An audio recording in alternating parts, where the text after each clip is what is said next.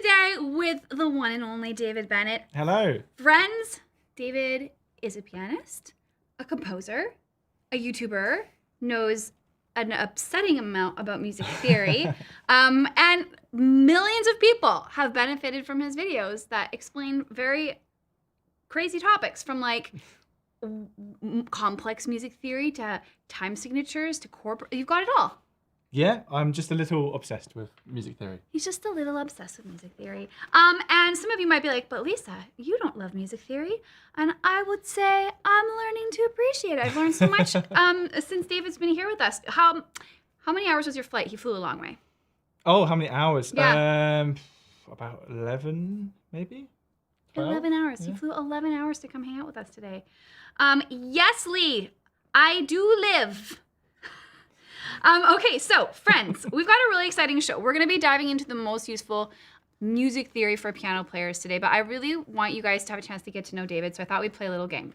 Okay. Are you ready for a game? I think so. Okay, so what we're going to do is we're going to set a timer for 60 seconds. I'm going to ask David 20 questions, and if he can answer all 20 questions in 60 seconds, somebody in the chat's going to get a prize, like a t-shirt or something. Okay. Okay. Try my best. Are you feeling ready? Do you have a timer, team? Oh, well, will I be able to see it so I know? Will there be a sound when it's over? Okay, will you yell? Okay, cool. Cool. Okay, so I'm getting my questions ready. You can't see them. Oh, yeah, sorry. You can't look. I'm just joking, you can see them, it's fine. Okay. Ready? Yeah. Ooh, favorite instrument for performing? Piano. Top musical inspiration. Inspiration. The Beatles. Most memorable performance. At my own wedding. Aw. What's your musical style? Sort of jazzy, but also nerdy. Hot dog. Sandwich or neither? What? No, definitely not. Is a hot dog a sandwich or not? No, it's a hot dog. Okay. Pineapple and pizza? Yes. Chocolate or vanilla ice cream? Or wait. non-ice cream? No, chocolate. Chocolate. Yeah. Beatles or Rolling Stones? Beatles, yeah. Vinyl or streaming? Vinyl, but streaming as well. Dream jam session partner? Paul McCartney. Oh. Does music theory stifle creativity? No. Earliest musical memory? 8 seconds. Oh, my dad playing Bohemian Rhapsody. Favorite key? D minor. Favorite chord? D minor. Favorite time signature? 12/8. That was really good. We're out of time, but that was like really close. You were like a couple questions away from getting all of them, so I'm still gonna give away a prize. That's good. I'm glad I didn't let you down. Or let whoever was about to win the prize. Someone gets it. Yeah. Okay. So the winner of this prize, let me see here, is gonna be Debster. Debster, you're gonna win a t-shirt if you could email lisa@pianote.com to claim your prize. Okay, pick a name in this chat. Pick one quick. Let's go for Tammy. What we go up a bit? Tammy Bow. Tammy Bow, B-O-H. You also win a prize, a t-shirt. We're gonna send you something cool. So lisa@pianote.com. And friends, we've written down your names. So if you're emailing us from something without those names, we're gonna be a little bit suspicious. But piano players are super honest. I'm not worried about that at all. Okay, here we go. That was a fun game. But there are some songs that I really wanted to ask that I didn't get to ask, so I'm still gonna ask them. Yeah, do it. Okay, is jazz hands an acceptable dance move? No. Is the accordion underrated or overrated? Underrated. Okay. It's hard. Difficult. It is. I have one. I can't play it properly. Really? Yeah, it's so heavy to maneuver it. Okay. What's your favorite karaoke song? Oh,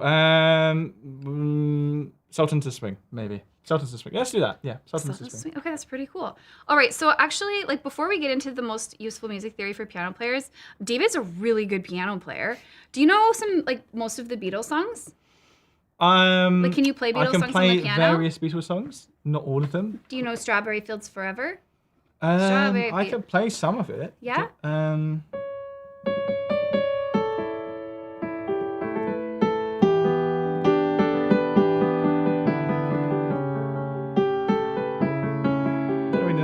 That is a difficult one. Hey Jude?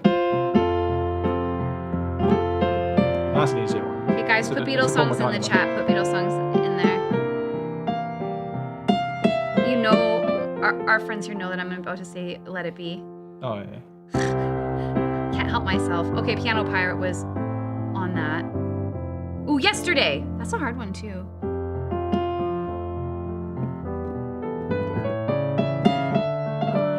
That's such a pretty sad song, hey? Oh, it's such a classic.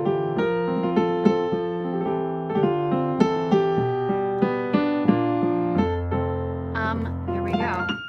Paul songs are easier to play. Paul chooses predictable and like easy to remember chords. Okay. So Paul, like Hey Jude, Let It Be, Yesterday, Strawberry Fields Forever, John Lennon. Really weird chords that are kind of hard to remember. Why do you think he picks such weird chords?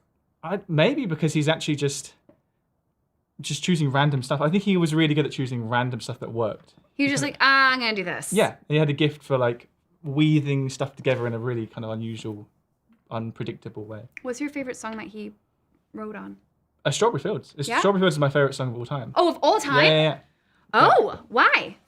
It's everything about it. The emotion of it, the harmony, but also the production and the sound. The sound world of that song hasn't been matched since it was done. It was like it was a blip in time. It hasn't been remade, and he couldn't remake it because it was like an accident. Oh my gosh, that's like so intense. Yeah, it's such a good song. Okay, I'm gonna listen to that song again after this Listen day. carefully at the 1 minute mark, and you'll hear it go from one recording session to an entirely different recording session, and they snipped it together with sellotape, and yeah, they did.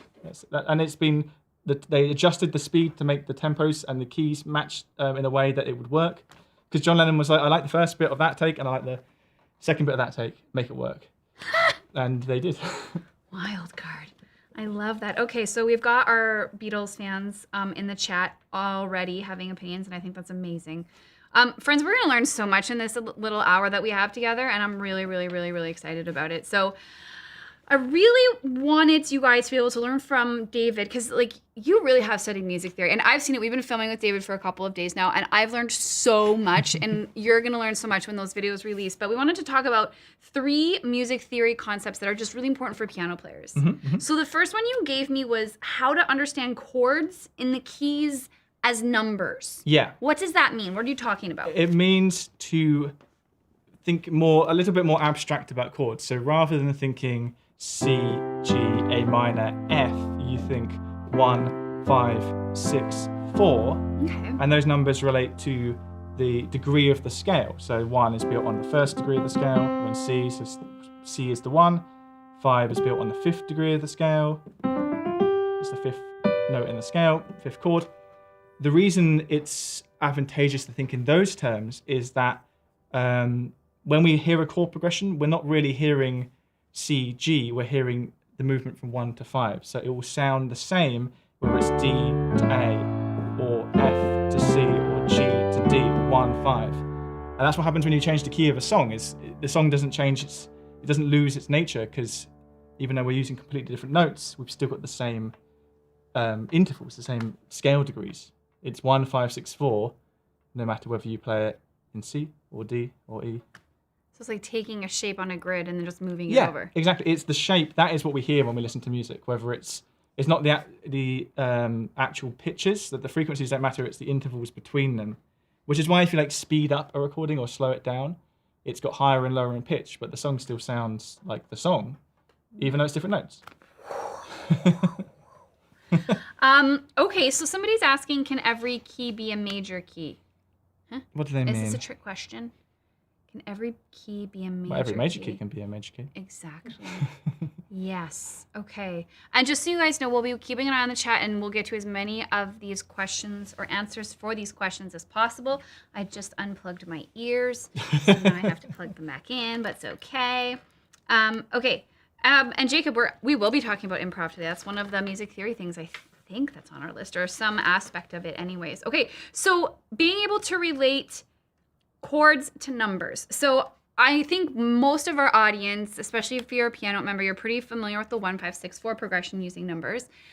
What's a progression that's maybe slightly less popular or common that you can show us or explain to us that uses like degrees? Help us understand it that way. Yeah, so still a common progression, but maybe slightly less so, is the 2-5-1. It's a really common thing in jazz. Ooh. And 2-5-1 is literally referring to the second chord in the key, the fifth chord in the key, and the root chord, the 1 chord. So if we were in C, the 2 would be D minor, because that's the second degree of the scale, 1, 2. And then we'd have 2, 5, G, 1. And like 2-5-1 is a great example of why it's good to think in terms of numbers rather than key, particular like pitches, because 2-5-1 is good for moving us to other keys. So I could go 2-5-1 in C, but then if I go 2-5-1 in D, now we've modulated. That has moved us. So it's useful to think in numbers, because otherwise at that point we would have been super confused. Yeah. So we use the 2-5-1 based on a different key because you just can't. Because by thinking in numbers rather than the actual chords, you're thinking about the important thing we're actually hearing, which is the relationship between the chords, not the particular chords that they are. I think this sort of reinforces the importance of knowing your scales. Yeah, definitely. Like I'm always, as a music teacher, I'm always looking for ways to be like, you really do want to practice your scales. Like you do. I know it's not always fun. Kind of like vegetables. Oh, you like vegetables. I do like vegetables. when you're like, do you like peas? Yes. Oh, is that a British thing? What, peas? Yeah. Peas do you have like thing. Mashed peas or something as one of the mushy dishes? peas. Yeah, we have mushy peas, yeah. You get that with chips, like fish and chips. And chips, friends, are not... Not potato chips. Potato chips. Well, they are made out of potato. They're crisps. Yeah. We've gone down this rabbit hole a number of times. Okay, I got us really sidetracked. Scales are important. If you know the scale, then you're able to apply these numbers really easily. So maybe we should just quickly show them the major scale formula, because then they'd be able to apply this numbering system to any key. Yeah, so knowing your major keys, knowing your major scales is essential to do this whole number thing, because that's what you're referencing. You can work out any major scale using a simple formula. So if you started on E, for example, you could go tone, so that's going up a tone, which is effectively 2 notes on the keyboard. So 2 half steps? Yeah, exactly. Half step, semitone, however you want to call it. Starting on E, we go up a tone, another tone, and then we get the semitone or the half step. Tone again, tone again, tone again. Semitone. So it's tone, tone, semitone, tone, tone, tone, semitone. You can memorize that. You pretty much can do anything on the piano. Yeah. In my opinion. You can get, and like practicing your major scales is like a fighter lifting weights in the gym. It's like it's not the end goal, but it works towards the end goal. It supports all the things you're going to want to do. Yeah. It's really important. Okay. So there's all roads lead to chocolate cake. How did we get to chocolate cake without me, friends? I just love it when I hop into the comments after having been watching them for a minute, and I was like, okay, some whole other thing has occurred here. About cake. Yeah, well, that's what we talk about. Oh, right, okay. A lot of time, because cake is really important. Okay, so number 1, understand chords and keys as numbers, because, let's do a little experiment with this. Yeah? Okay, this is a really good practical application. C. What is the chord C? Yeah. Romeo, take me somewhere we can be alone. I'll be waiting. All you have to do is run. You'll be the prince and I'll be the princess. It's a love story. Baby, just say yes. Okay, that was using the 1, the 5, the 6, the 4. Yeah. But I'm a singer, so I change my mind all the time. Yeah. I need this to be higher by at least 2 half steps. So. Well, actually, in that song, on the last chorus, when like Romeo gets down on one knee, holds out the ring and says, and it changes key. There's a key change. It's the same chord. It's 1, 5, 6, 4 still, but now up a tone. So it's now, rather than being C, G, A minor, F, it's now D, A, B minor, G. Same chords, 1, 5, 6, 4, in a new key. And now you can just, you're ready to go, because you weren't attaching like, I don't know these chords. You're attached to these numbers, and numbers move anywhere. And you can hear that it's the same. It's still the chorus that we've known throughout the whole song, just higher, because it's the same relationships, 1, 5, 6, 4. Okay, friends, are we seeing the benefit of this? I'm putting it to a vote. Comment in the chat. Do you see the magic of this first theory, magic. Okay. All right. Number 2, while you guys think about this, we have another useful, yeah, they love this. Okay. We have another useful theory thing for piano players. Okay, I'm excited about this one. Bass lines. Bass lines. So music theory for piano players. Point number 2, bass lines. What do you mean? Well, as a piano player, you're playing an instrument that is both a treble and a bass instrument. So most people are playing an instrument that only plays in one range. So if you play bass guitar, you're just a bass instrument. If you play regular guitar, you're ultimately a treble instrument, but the piano player can access the entire range, which means that sometimes you need to know how to write bass lines, particularly if you're playing on your own or if you're accompanying someone and basically any time that you haven't got a bass with you, like a bass guitarist or whatever, it's down to you now to write the bass line. And the bass line is a really important part of an arrangement because it provides like, the bed, the foundation. So it's nice having a few kind of tricks up your sleeve. So if I was playing something, I mean, maybe a pop song, like Get Lucky by Daft Punk, I might you could just like stick on the root note, that's kind of cool, but how can you make the bass part more interesting? Well, I would probably go octaves, and I do what was called like disco octaves. Disco octaves? Which is what like the bass player would probably be doing if he was there, but he's not here, so I have to do it for him.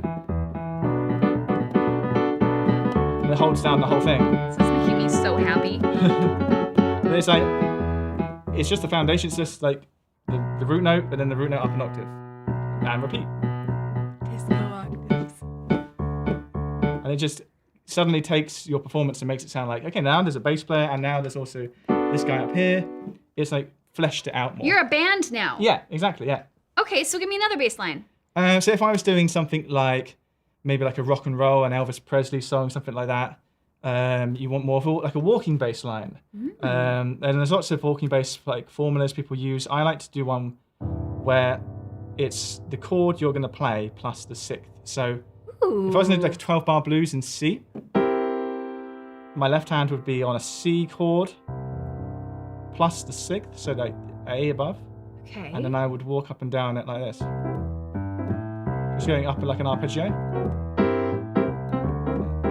Who cheated there? I did cheat, yeah. So the cheat was walking up to the next bit, but essentially it's just taking the chord shape that would be up here, but adding a sixth. And now, once again, you have like a foundation, and then like you can build on top of that.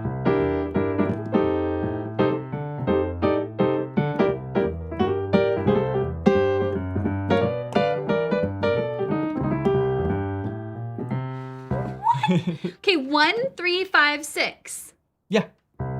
It's like, and obviously if you put that as one chord, it sounds horrid, but if you do it as a kind of a line. It makes you sound like a professional. Yeah. That's like such a good little trick. So build the chord, but play with the wrong fingers, and then your thumb's ready to play the next note. Like that, yeah. And if it sounds bad as one unit, you're probably doing it right, because there's a reason bass instruments don't play chords, because just when you get down in the bass region, what would usually be a nice chord, like C major, Yeah. it just sounds really muddy. Is there like a deep, complicated explanation for this that you'd like to share with us? It gets into like overtones. Ha! No! Yeah. We don't have to talk about overtones. Harmonic series, etc., etc. Okay, we'll leave that one alone. That was a really, really, really great tip. Okay, so I think I want one more baseline tip. Okay. Like, what if you're playing like a really like pretty piano improvisation? Like you're just playing some like spa music, or you're being beautiful. What I would often do is imagine we're doing a chord progression that went A minor, F, C, and G. The left hand could come up from, it wouldn't go really low, it would come up a little bit higher, so it's approaching middle C. And maybe I do a figure like that, where it's the like A with the octave and the fifth. Okay. And it's going up and down it. And then it kind of matches the chord, so when I go to F, it moves the same shape to F, but it's still like root, fifth, octave. I use this one a lot. And I don't actually have to play the chords now, and it kind of carries the chords and provides like movement, but also bass. It's very rhythmic too. Yeah. I think my golden rule with bass lines, if it's trying to be supportive, is it should be constant quarter notes the whole time. So 1, 2, 3. Every beat the bar is hit, and it's never syncopated. All of the syncopation can come from the other hand. Okay. It's the same with the. Even though it was like swung, it's still 1, 2, 3, 4, 1, 2, and the disco 3. It's like 8th notes now, but it's still this part of it is still keeping every quarter note, never misses the beat. So you also have to be a drummer. Yeah, definitely. You are the rhythm section. If you're playing solo or just piano and vocalist, for example, you are rhythm section, harmony, and if the vocalist stops singing, also melody as well. I feel like piano players are expected to do an awful lot. Well, it's on the music. Most people, when they open a book of sheet music, they have one stave. Piano player has 2 staves, but only gets 1 paycheck. But they're reading twice as much. I think we should file a complaint about this issue. Just refuse to play the bass unless you get a second paycheck. Yeah. I think we've solved a very big problem right now. You will unionize. That's funny. Okay, I love that one. And we've got another one. Mm-hmm. Adding color notes to chords. So color notes is kind of a bit of a broad term, but it's any time that you add something, an extra note to the chord to add color, to add a bit more character to it. So going back to good old C, G, A minor, F. Where would we be without these chords? Exactly, yeah. I don't know. But I could add an extra note into some of them and it will suddenly kind of lift it a little bit. So maybe with the C chord, I'll add the D in as well. That's very Walt Disney. I'll do it with the G as well, add the A. I'll do it with this one. And it adds So another bit of emotion to it. Or it could be something different. It could be even like the 7th. So you can add the major 7. And then with the G, I can keep that B at the top. And maybe I'll have the B with the A minor. Pretty. So it's like adding a random note that I've kind of jammed on top of everything. Here I'll add the F, I'll add C, E, G, B flat up here.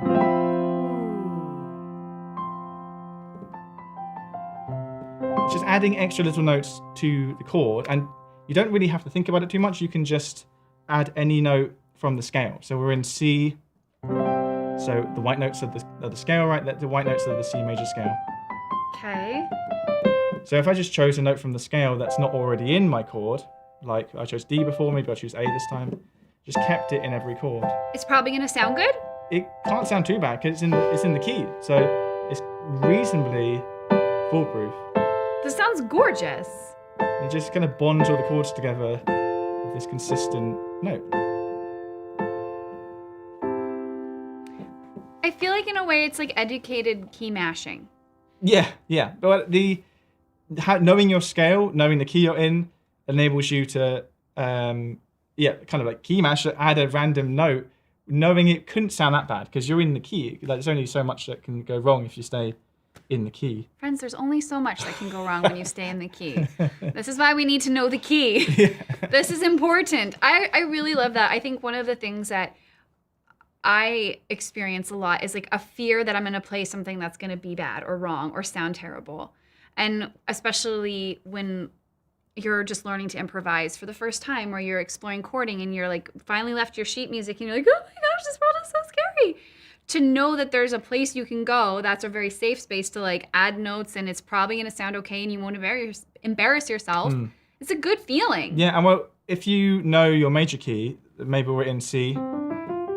Now, rather than selecting from all 12 notes, you're just selecting from a subset, like the 7. So you've instantly given yourself an extra, like, helping hand in choosing what note to add or what note to go to. I love that. I love that so much.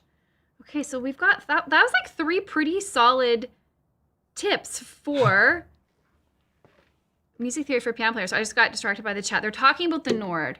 Oh, good old Nords. I'll tell you guys a story.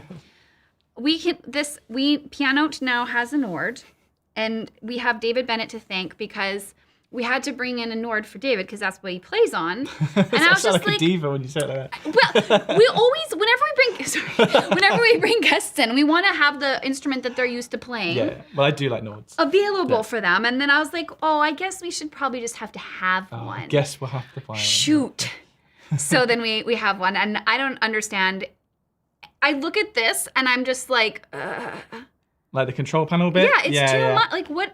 Well, but it's kind of nice because on many keyboards you have all of these controls, but they're in menus. So you kind of have to dive through the menu to find everything. Oh. This is so much more accessible. And although initially it looks like you're flying a plane, at first it means that when you're performing live, rather than being like, okay, tap on the menu, you can be like, okay, I'm just going to switch to this now. I'm going to just switch to that. It's smoother. Yeah, it's accessible.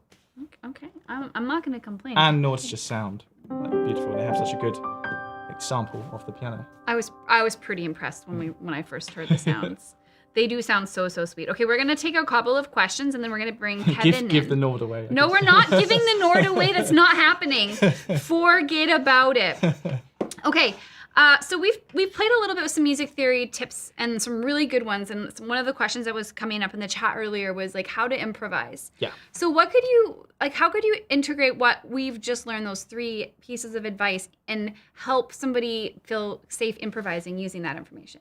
Well, going back to what we were saying about scales, scales are the best place to start when improvising because they sort of give you a framework in which you know it will sound reasonably good regardless of what happens as long as you stay in the scale. Mm-hmm. And the white notes is a great place to start because they're instantly visible to you. Mm-hmm. And the white notes can either be C major or also A minor if we just treat A as the sort of starting point. So what I really like to do to show improvisation to a beginner is maybe have a simple left hand part like we did it earlier, the A minor, F, C, G. Okay. But I'm just doing it kind of like we did a minute ago with the octave and then the fifth in the middle. Mm-hmm. I'm just going to go around that.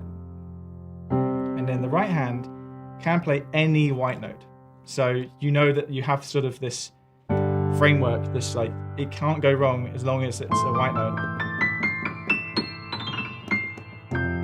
It will sound good. And you're already improvising it now. You're just like making it up as you go along. And improvising is basically like writing, but on the spot. So you get used to, there's like a few little frameworks you can use to get better at writing, which you can use in composing or improvising. One of them is what you call sequence, when you play like a little pattern, maybe like, and then rather than repeating it in the same place, you take the same 1, 2, 3, and move it somewhere else, maybe.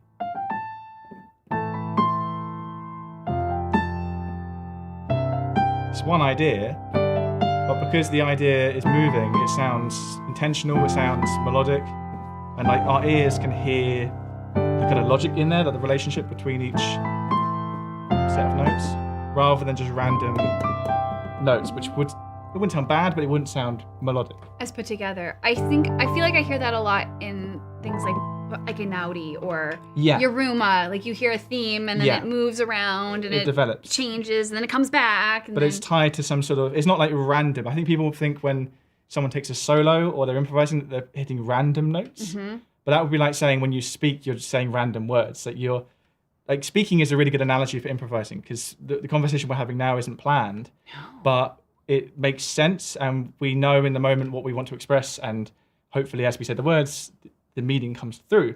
It's the same with playing on the like an improvisation, that you kind of know in your head what you want to happen, and the more literate you are, the more fluent you are in that language, then the more it comes through. I love that so much. Oh man. Okay. We're going to pull a couple of questions that sort of relate to what we've talked about. So what advice would you have for someone who never thought in terms of 2, 5, 1 before, or somebody who hasn't thought in terms of numbers? Well, as a starting point for anything music theory related, know your major keys, like your major scales, because without that, it just won't make any sense. So you need to know your major scales first. Not necessarily all 12 keys, because you could start with some easier keys like C. And then I think the best bit of advice is take songs that you know and love and work out what chords they're playing from a sort of numbers point of view. Take your favorite song. If it's in C and it's going D minor G C, you can be like, oh, then there's a 2 and a 5 and a 1. And you want to be able to relate all of this back to songs that you know and love, and then it all kind of has something to latch onto in your head rather than just being random theory ideas. Random theory ideas. Okay, all right, so somebody asked a question about like showing, where did it go? Showing ways to combine chords in the left and the right to have more complicated chords without having to read the music, but I think that's gonna like lean into the game that we're about to play a little bit. So we're gonna get Kevin in here because I need somebody to help me build this game a little bit. We've put David on the spot so many times since he's been here. I've been like, hey, what do you think? Oh, okay, here's an idea. Can you do this? Improvising, no stress.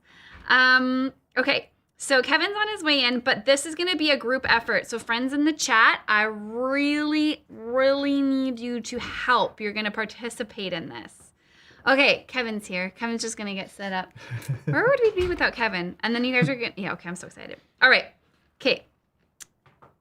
Here's what we need from you, friends. First I'll explain the game and then, okay. So basically we're gonna get you guys to suggest notes. So you could be suggesting any of these, like C or F sharp or G flat, whatever you wanna do. Same note, by the way.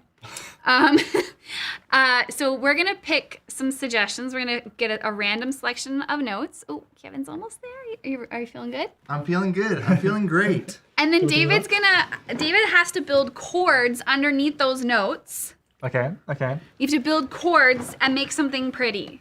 Okay. Or musical. Okay, so they're choosing notes and I'm choosing chords to go underneath Yes. the notes. Okay.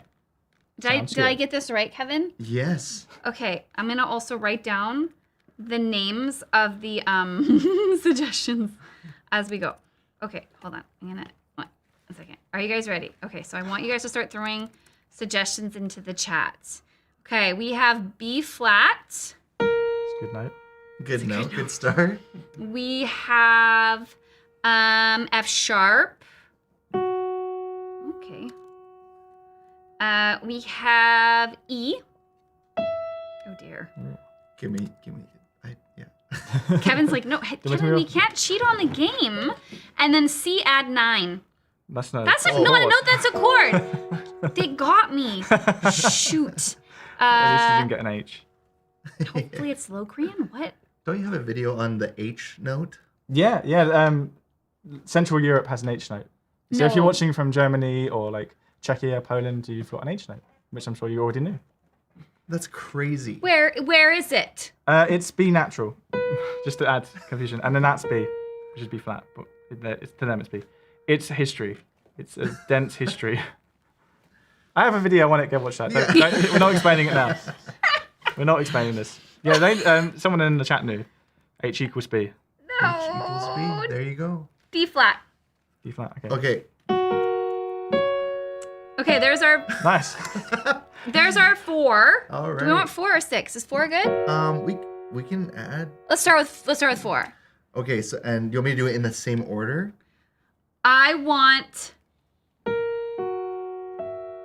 So so David, you're gonna make the chords. Yeah. I'm gonna make a melody out of those 4 notes, Okay. and then you're just gonna try and harmonize around it. Okay. Okay. So melody is gonna sound. Hey, do you want to take charge of the pedal? Yeah. go up Well, here. are you going to do the melody first? or- Yeah, here's the melody. Okay, Ready? yeah. I've been practicing this my whole life. There it is. Okay.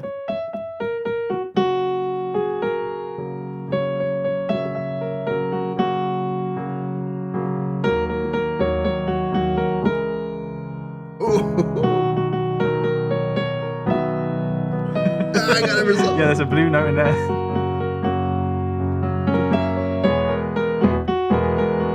That's good.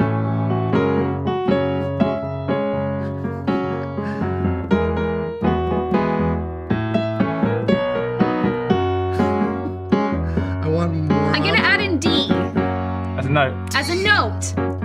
That is Nobody said it'd be easy. Oh dear. that is very interesting. Chassis. Yeah. That is. What would you call this chord, David? You got the E in there. That's I would say that's F#7 add flat 6 or add flat 13, depending on how That you're is feeling. a very interesting way to make Sounds like strange music. music. Yeah.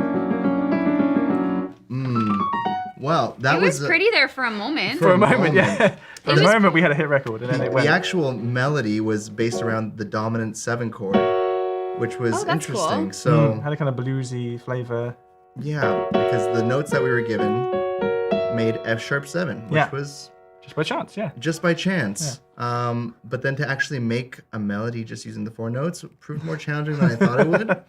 And then, because you were you were doing some like flat 6, flat I was 7 going stuff. flat 7, and then like flat 3. Although using their numbers again. Oh yes, Hot tip. the numbers. The numbers return. Did A you number- guys like how that sounded?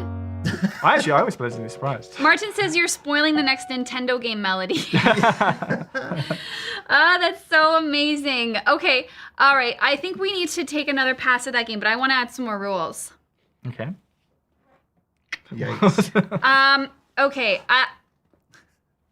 I would like the chat to pick a style. Oh god. Style. Pick a style. Style and Pick the a notes. genre. All right, so here's what we're gonna do, David. We're gonna play Yesterday, and they're gonna tell us different genres to do Okay. while we play. Would you like to do? We're playing Yesterday together. Or Yeah, Let we're It gonna do Be. it together. Is Okay. Yesterday easy enough? That's a hard song. I heard you Yesterday. playing Yeah, it. yeah, Okay, I know it. I can figure it Okay, out. okay. Yeah. Classical. They want classical. Play Yesterday classical. All right. You ready? Yeah. Okay. You start off.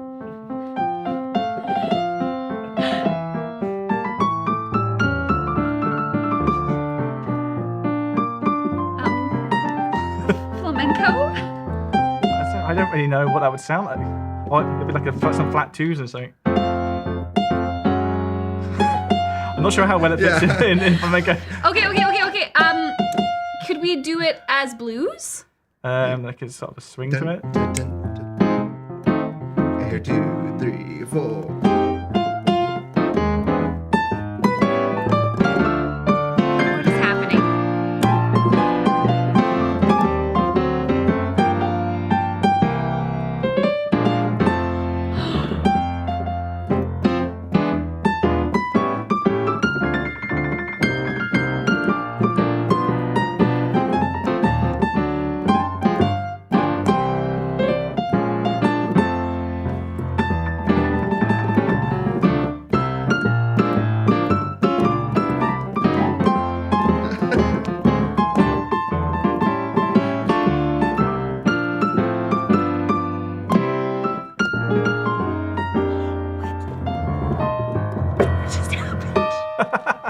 It works well. I It's couldn't cool. give you any more genres Yeah. because it was so good. I was like, no, we're not It's stopping. like Georgia on My Mind, Hoagie Carmichael. It's like the same chords. Yeah. Very similar. Yeah.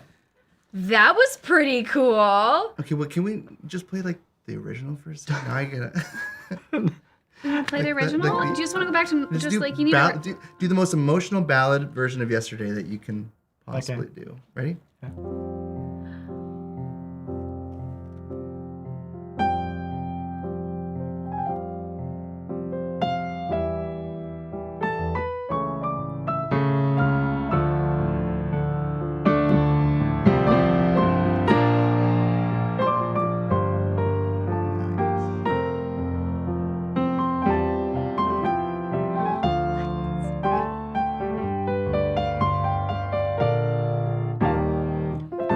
What? You going to play that bridge? Oh yeah. Oh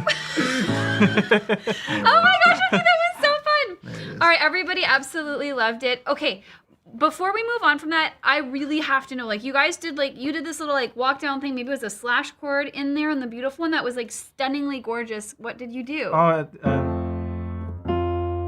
so it's like, where was it? I think it was. I was going from F, and I needed to get to D minor. So I went to, and I think it was a bit before that, but I went to C over E. So I kind of like bridged the gap from F. And then I think at one point you might have even done like during that part you went like. You did this full like. Did Oh you yeah, over D at I did some on the point. bluesy one. I Yes. had that, yeah. Slash chords for the win. Yeah, Slash it's chords. G over B. Yeah.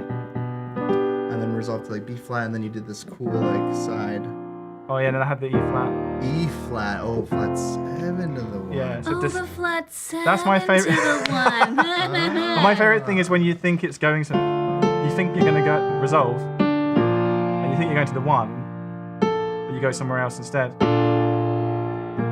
and then the 1. It's like, can it keep hanging on a little bit longer? Yeah, my favorite one to do to mess with people is to go to the major 6. Oh right, yeah, that'd be cool. See, what would that sound like? So going to D major. At the very end. Yeah, at the very end.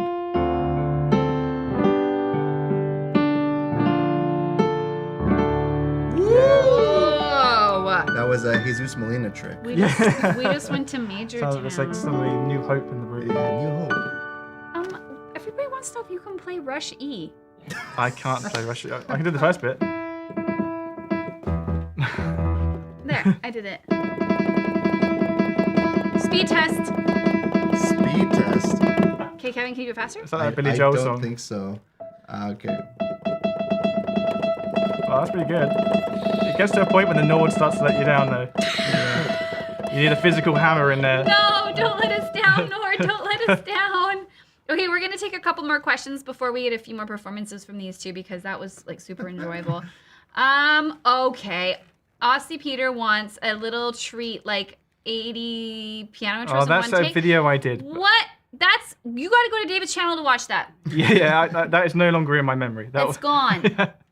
Okay, since we've been looking at like accompaniment and improvisation and rhythms and all these things, what are some basic left-hand rhythms? So you gave some patterns, but what about rhythms? That would be good. So the rhythm for all of those was always just 4 on the floor, solid quarter notes, which is. If you're not a drummer, you don't know what 4 on the floor well, 4 on the means. floor is like slang for how a drummer would play quarter notes on the kick pedal, and it would be just 4 on the floor per bar. But as a piano player, you can still do it, but you just make sure you keep every beat in the bar marked. But of course, it's kind of a bit boring. It's reliable but boring. Another rhythm I really like. It's kind of really common in modern pop music. It's in Shape of You, Ed Sheeran. It's sometimes called a traceo, but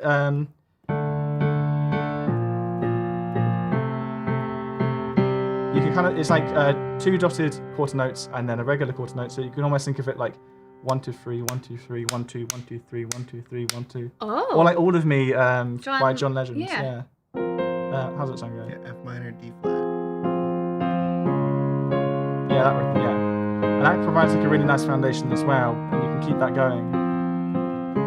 But yeah, it's very like modern pop music, that. 1 2 3 1 2 3 1 2 1 2 3 1 2 3 1 2 3. Or like it's kind of also there in Ooh. actually I think that's in E flat, yeah. In clocks, when clock play. 1 2 3 1 2 3 1 2. My like left hand is going. So it's like long, long, short, long, long, short. And you can keep it as a kind of motif through the whole thing. Okay, so I'm going on a complete rabbit trail here, but you talked about this the other day and we were all like astounded. And since we're talking about long, short, there was a music theory thing you were telling us about that had to do with Morse code. Yeah. We have to talk about it now. I thought you'd mentioned it. Because how could you not? Like, this was the most interested I have ever been in music theory facts ever, hands down, in my life. It was very cool. We were in the control room, Lisa and I, and my mouth just went when I heard this. Yeah, you guys don't even know. So yeah, it's that song, Mission Impossible, right? Which is in 5/4. It's 5 beats in the bar. But the best way to think about it is long, long, short, short, long, long, short, short, long, long, short, short, long, long, short, short. And the origin of that rhythm is Morse code. The Morse code for M-I, Mission Impossible, because M is dash, dash, long, long, and I is dot, dot, short, short. So you're getting M and I in the rhythm of the music.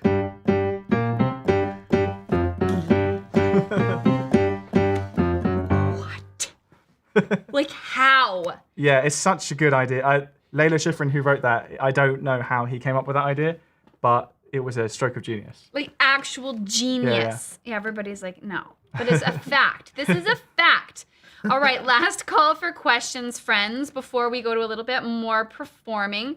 But before we get to some more performing, and while the questions are brewing, I'm really curious. Like, we've talked a lot about music theory for the everyday piano player. Mm-hmm. But when it comes to like you and where you are now, no limitations, what is the like nerdiest sort of area that your brain likes to go when it comes to theory? Like what it really is interesting for you? What I really enjoy is just blending loads of different chords together that don't normally belong together. Personally, that's what I find really pleasing. So like, if you're in C, obviously like you stick usually to the white notes, but you can kind of make any chord work as long as you approach it the right way. So like, if I was in C, I could then go to E flat, A flat, B flat, G flat, F, back to C. And it sounds like I'm in C still, but I found all of these other colours beyond what you normally have. And you don't even really need to know theory for that. It's more about just experience, like exploring and knowing, okay, if I go here, then the next best place, rather than going straight back to C, it sounds cool, but it's kind of jarring, is to come via there maybe first. Finding your roots back to places. The distance between those chords was less, so it worked. It's more the interval. So traveling in like a fifth or a fourth will always work regardless of where it goes. So if I'm on C, I could go up a fourth. So a fourth is just 1, 2, 3, 4, right? 4 notes up the scale. If you go up a fourth, we keep going up fourths. And then... Yeah, another great thing with that is if you want to just have those chords on command, the circle of fifths is a really great way to have access to all that stuff. So if you want to experiment with chords outside the key, yes. Did you just bring the circle of fifths into this, Kevin? You can't have two music theory lovers and a aspiring just music happen? theory, a muggle. and a muggle. What's but You know what? Harry Potter? Non-magic people? non-magic people. Maybe You're learning. People who don't love theory, I guess, are... I'm so sad right now. So David, for example, if you went down the circle of fifths, from A flat and then resolved to C eventually, can you show us what that would sound like? Wait, so I'm in A flat. E flat. Yeah, so if you keep traveling around the circle of fifths, it's a really natural way to get back, and you're experimenting with all those different chords. Mm-hmm. And that one, as Jacob Collier would put it, is like more of like a darker resolution, where if you go down the other side of the circle of fifths, so maybe start from E and work your way back down in fifths, or in fourths technically, And it's a little bit brighter, and it still sounds really, really nice. And so that's how you can kind of experiment with different keys. And the other thing that you were kind of talking about earlier was the pedal point. And that's how, just that one technique can add so much. Yeah. So can you explain to our members what the pedal point is? Yeah. So a pedal point is simpler than it sounds. It's just keeping one consistent bass note. So It has nothing to do with the foot pedal. No, but I'll tell you in a second why it's called a pedal point. But I'm just going to play C. I'm playing it as octaves, but you could just do it as a single note. And then I can kind of put any chord I like over there, and it will sort of have to work because it's all getting glued together. That's quite a sort of cinematic sound, I think.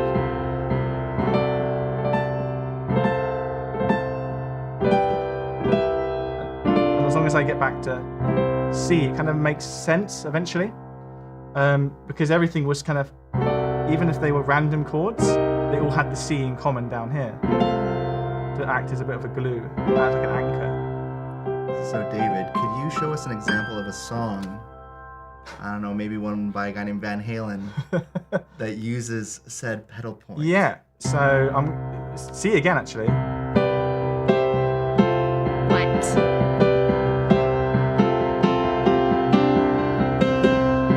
So it's just, there's different chords, G, C, F, F, G, G, C, but underneath all of it, just C, plowing home.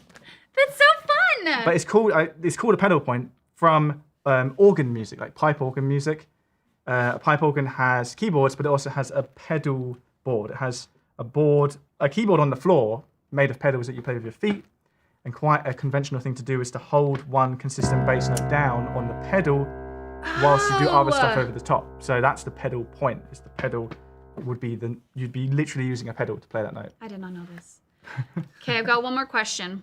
And I really love this question. This is for Megan. Okay. What is one theory rule that you break all the time? Like if you had to pick a rule that you break. I think something that people think is a rule of theory is the chords of the key.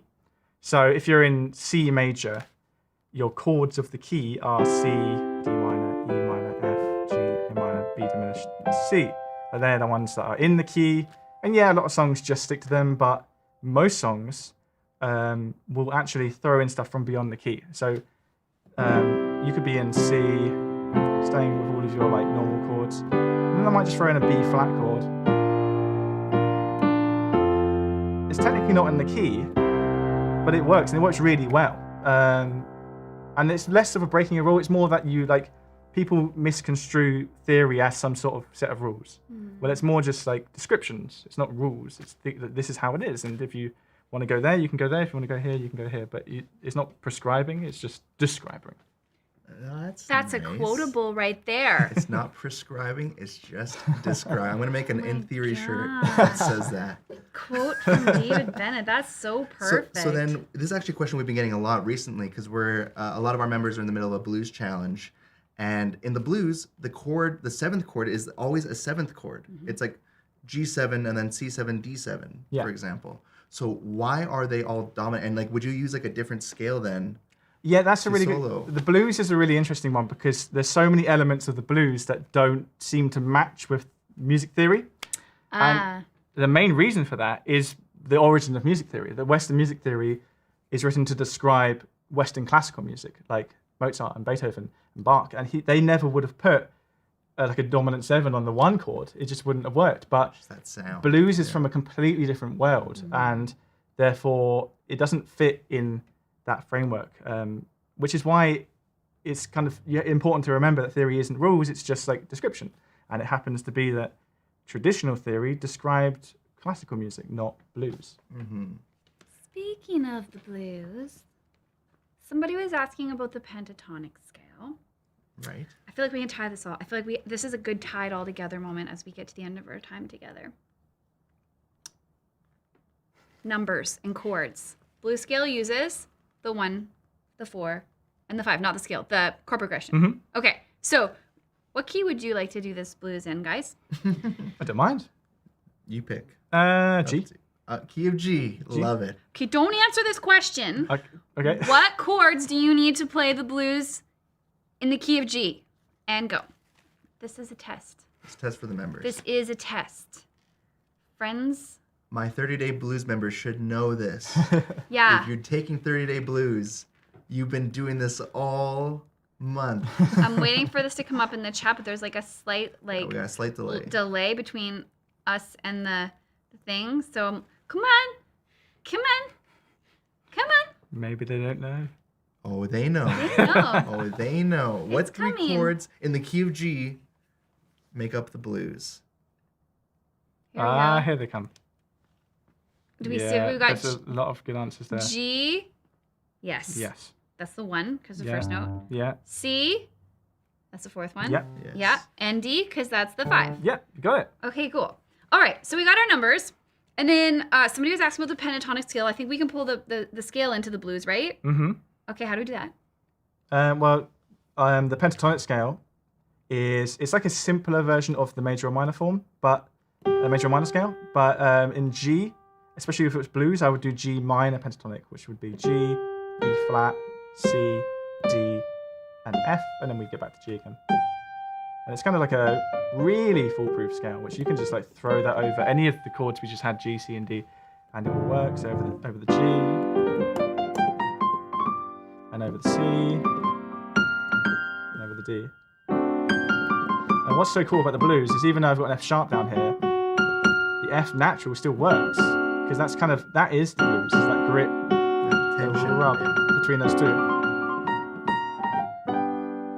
Okay. So pentatonic's like a foolproof scale. It is a foolproof scale. Yeah. Blues is really fun. You were telling us earlier that that's like kind of a genre that you really like connected to earlier That's on. how I started, yeah. But the great thing about the blues is it has a framework, a really easy to understand framework, which is just the chord progression of the 12-bar blues with the G, C, and D. And then, like you said, the pentatonic, or if you're feeling fancy, the blues scale, which is exactly the same as the pentatonic, but you get a little bonus flat 5 note in there as well. For the minor blues scale. Minor blues, yeah. And if you're a Pianote member, you would have had access to our 30-day blues, which is happening now. Everybody's got like 10 minutes of blues a day. You all are learning. I've seen some of the videos. You guys are amazing. 30-day blues, yes, it's sinking in. Okay, so to like sort of play us out, I would love it if you guys could jam on the blues in the key of G. Yeah. I'm going to be looking for a chord or two that doesn't belong. Okay, we can do that. I want to experience that. We can do that. Okay, right. Okay, and go. Right, if I do this side, you did the top end? You got it.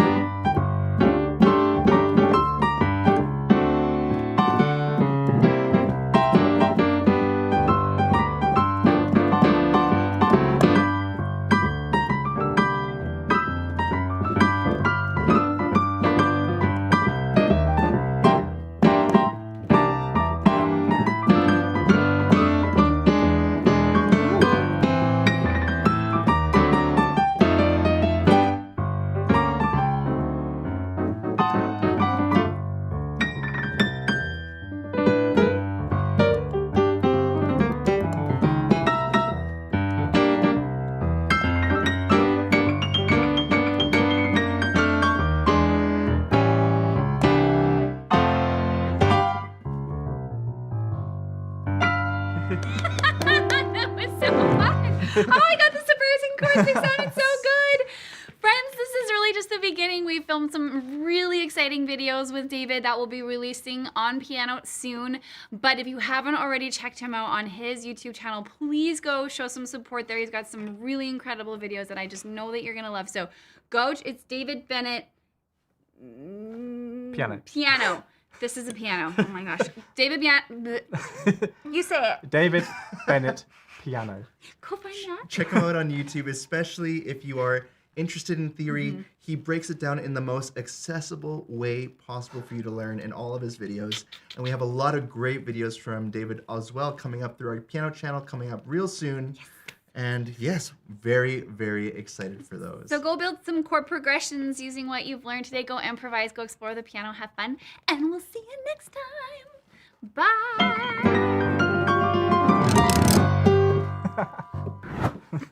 Bye.